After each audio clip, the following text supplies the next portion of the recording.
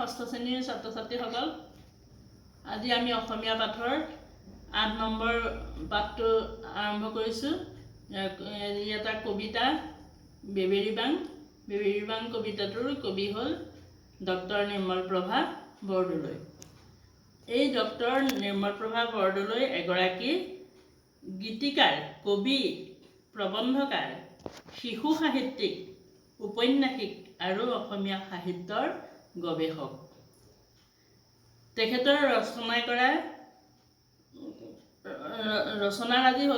ৰচনাৰাজি হ'ল বনফৰিঙৰ ৰং, দিনৰ পিছত দিন, সমীপেশু, অন্তৰংগ, সুদীৰ্ঘ দিন আৰু ঋতু, তেওঁৰ কবিতা সংকলন, উমলা গীত, কথাচৰিত সাগৰ, সুৱদী মাত, সুৰীয়া মাত, শালিকা ৰতৌতৌ, চিলচিল চিলা, এইবোৰ তেওঁৰ শিশু সাহিত্য।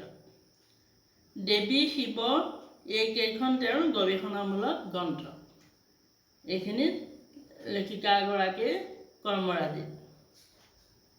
ইয়াৰ পিছত তেখেতে লিখা কবিতাটোৰ আৰম্ভ হৈছে কিছুমান অনুৰূপ আৰু অনুকাৰ শব্দৰে।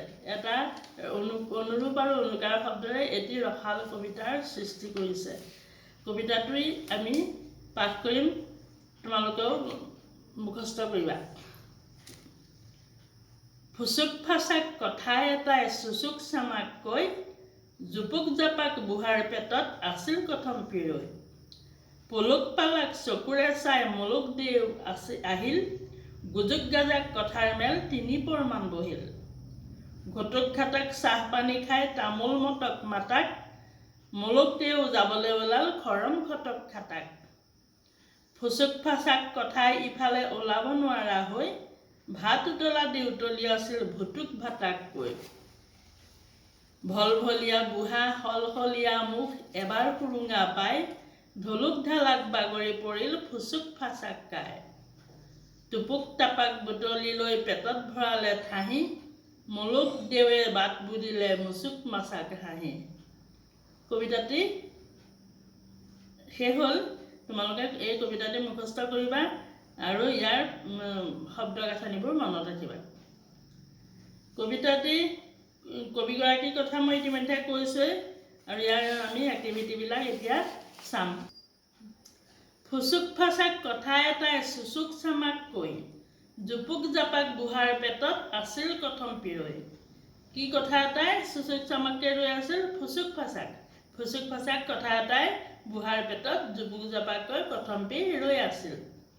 পলুক পালাক চকুৰে চাই মুলুক দেও আহিল। তেতিয়া পলুক পালাক চকুৰে চাই মুলুক দেও আহিল। গুজুক গাজাক কথাৰ মেল তিনি পৰমান বহিল। গুজুক গাজাকৈ তেওঁলোকে তিনি পৰমান বহি কথা পাতিলে। ঘটুক ঘাটাক চাহ পানী খাই তামোল মটক মাতাক। ঘটুক ঘটুকৈ চাহ পানী খালে আৰু তামোল মটক মাটাককৈ চোবালে। মুলুক দেও যাবলৈ ওলাল খৰম খটক খাটাক। তাৰপিছত মুলুক দেৱে যাবলৈ ওলাল খৰমযোৰ খটক খাটাককৈ শব্দ হ'ল।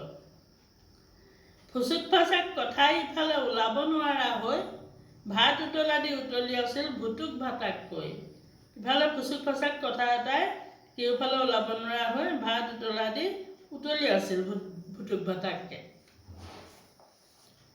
ভলভলীয়া বুঢ়া সলসলীয়া মুখ এবাৰ সুৰুঙা পাই, ঢুলুক ঢালাক বাগৰি পৰিল ফুচুক ফাচাক কাই। ভলভলীয়া বুঢ়া, কথা পেটত কথা নৰখা, সলসলীয়া মুখত সুৰুঙা পাই ঢুলুক ঢালাককৈ কথা বাগৰি পৰিল। টুপুক টাপাক বুটলি লৈ পেটত ভৰালে ঠাহি, মুলুক দেৱে বাট বুটলি মুচুক মাচাক হাঁহি। টুপুক টাপাককৈ বুটলি লৈ তেওঁ পেটত ভৰালে আৰু মুলুক দেৱে মুচুক মাচাকৈ হাঁহি যাবলৈ ওলাল। কবিতাটিৰ অৰ্থ ইমানেই। গতিকে আমি ইয়াৰ এক্টিভিটিবিলাক আজি আলোচনা কৰিম।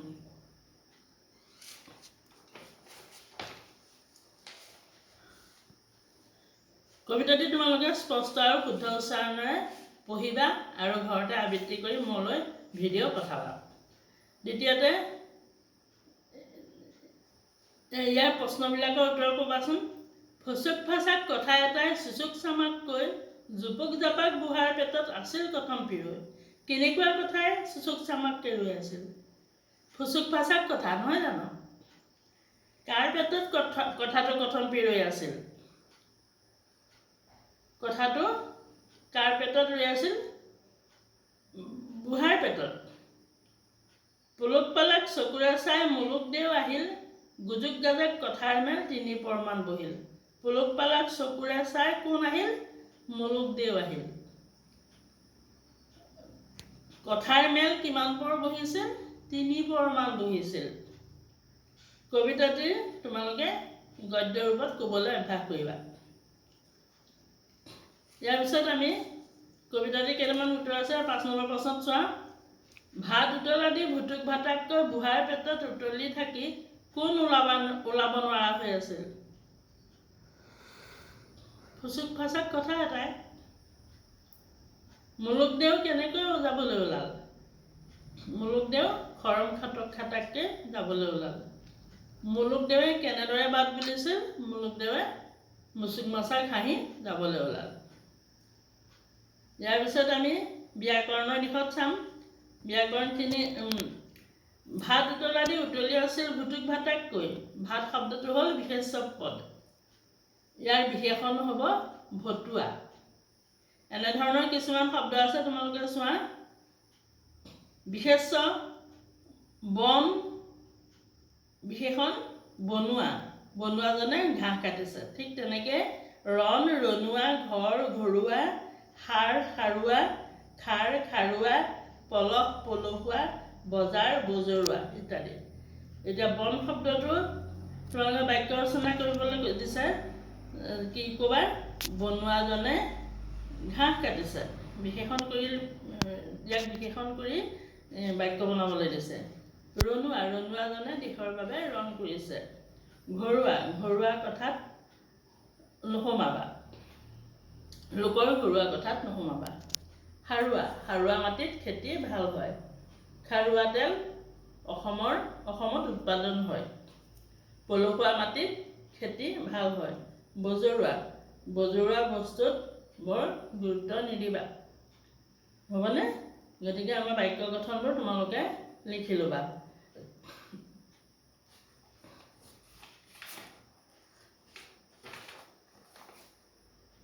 ইয়াৰ পিছত আছে কৈ গৈ ৰৈ। এইবিলাক ব্যৱহাৰ কৰি তোমালোকে তলত দিয়া অন্তৰ্মিল থকা শব্দবোৰ আন শব্দ গঠন কৰিবলৈ চেষ্টা কৰা। যেনে মুচুক মাছাক, মুচুক মাছাকৈ, টুপুক টাপাককৈ, কুৰুক কাৰাককৈ, চলচলীয়াকৈ, কিচকিচিয়াকৈ। এনেকুৱা ধৰণৰ শব্দ তোমালোকে পিছৰখিনি লিখিবা। অনুৰূপ শব্দ কাক বোলে? অনুৰূপ শব্দ হ'ল